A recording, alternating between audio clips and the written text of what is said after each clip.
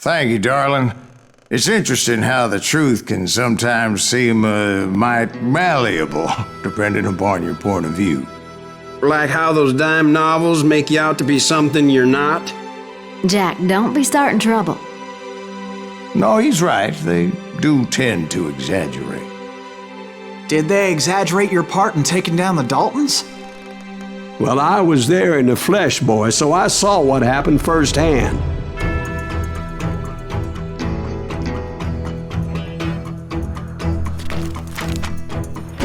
Those Daltons were lawmen once, before they all went bad, robbing banks and trains clear across the territory. Until Coffeeville, of course. I was one of the citizens who took up arms that day. Fighting on the side of the right? I did my best, sir. We all did. It was early morning. One of my friends was a local gunsmith, and he handed out firearms to anybody who'd take one. You see, the Daltons got it in their heads to rob 2 banks at the same time. 2 banks on the same damn street. Story was Bob Dalton's girl was always writing about how he had no ambition. Oh, you're nobody next to Jesse James, she'd say. Finally, the bastard took his brothers to Coffeeville just to shut her up. Right. It's always the woman's fault.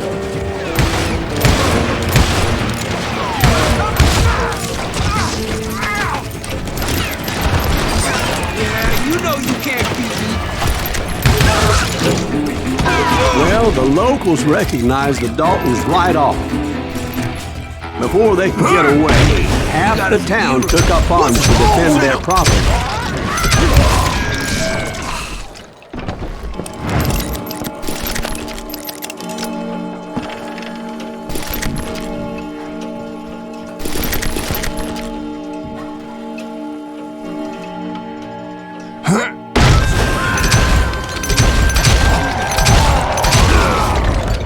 The brothers paid dearly for their stupidity, but everybody knows they had it coming. There's more to it than that.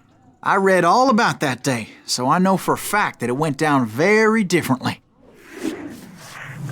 First of all, it was high noon. A posse of U.S. deputy marshals were on the rooftop across the street. Get ready, boys.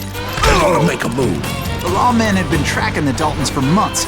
Now they finally had him dead to rights. Among them was a bounty hunter feared by many a lawbreaker. This man had no intention of letting the Daltons slip away. The marshals tried to get the Daltons to surrender. They'll give up eventually. We just gotta wait for something to happen. This bounty hunter knew that the brothers were far too proud to ever lay down their guns. He went in there alone to confront those criminals. One of the marshals shouted, "Where are you going? Are you crazy?" Hey, where do you think you're going, dumbass? That rifle's mine. He saw a way to get around to the back of the bank. Then he figured out how to hit the Daltons from a direction they weren't expecting.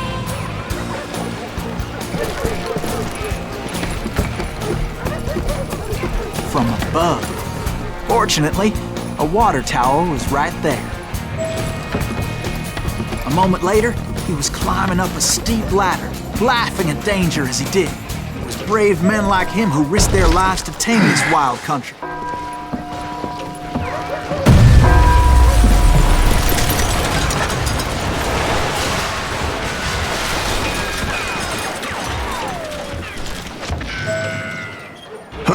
We've got company.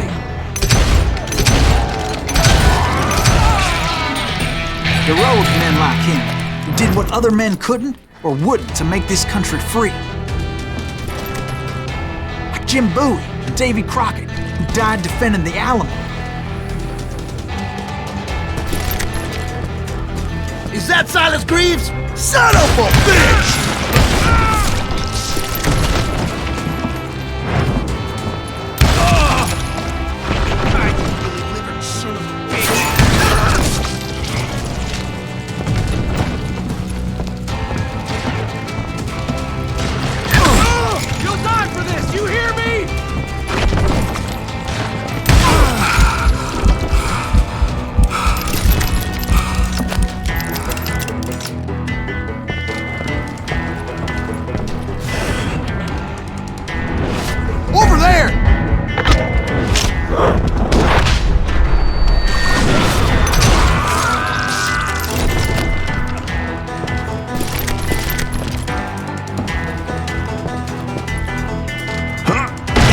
Silas Green!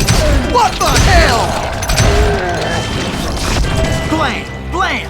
He came away victorious, taking down those thieving Daltons.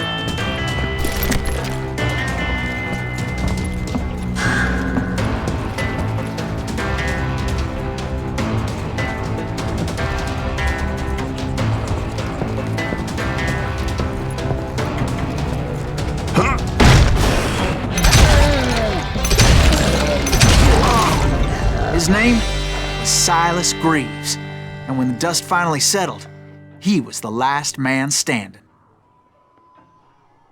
Sorry, kid, but that just wasn't the way it happened.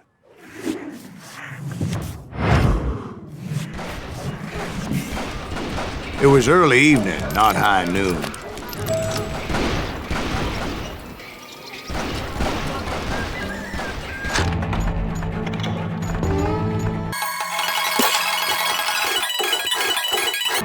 I was late to the party and Coffeyville was already up in arms. The Daltons blew up a safe and were all set to hightail it out of there.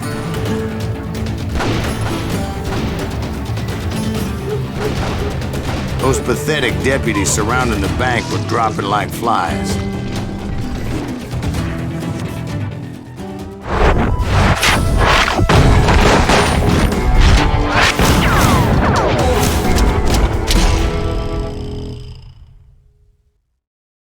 I had been tracking those jokers for months, waiting for them to do something reckless.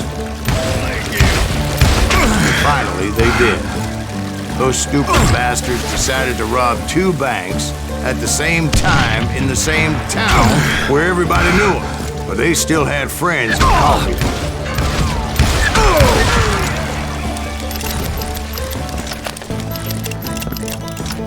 Face me, you coward!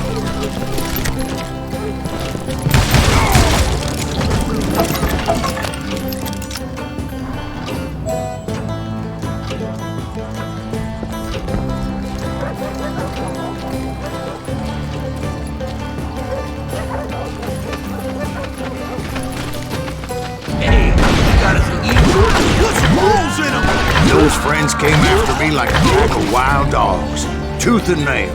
They were coming at me from all directions. I caught sight of the Daltons running with the money and didn't want to lose them. Problem was, they knew the town better than I did. And to top it off, I found myself in the middle of another shootout entirely. Did the Daltons hole up in somebody's house? No, it was the Smiths, I believe. They were cousins of the Daltons. And they were shooting at the Browns, who were shooting at the Daltons. Which wasn't any surprise, because those 2 families have been feuding forever. And since the Joneses are related to the Browns, they shot at the Smiths, pissing off the Heimhoffers, whose daughter recently married a Smith. Well, bullets were flying every which way as all the old feuds in Kansas caught fire all at once. There was a hell of a lot of pissed off people in Coffeyville that day. But that's just the way life is sometimes. Shit happens.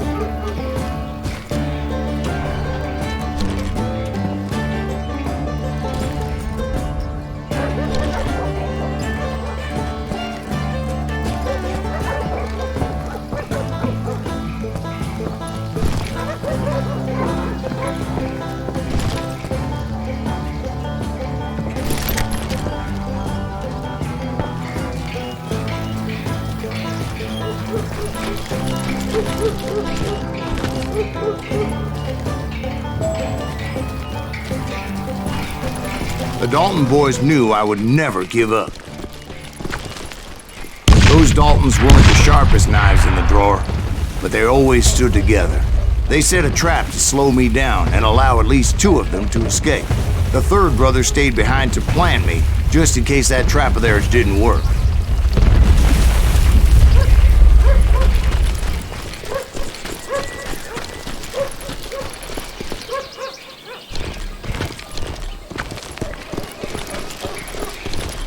It was Emmet, the youngest, and he decided to stand his ground and face me down.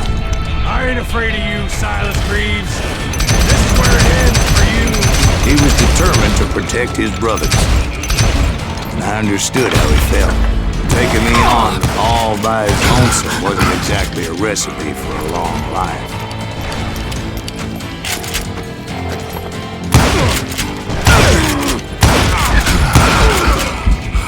But Emmet Dalton survived the robbery in Coffeyville. He's the only Dalton who did. They say he was shot 23 times. Well, Dwight, who do you think put all those damn holes in him?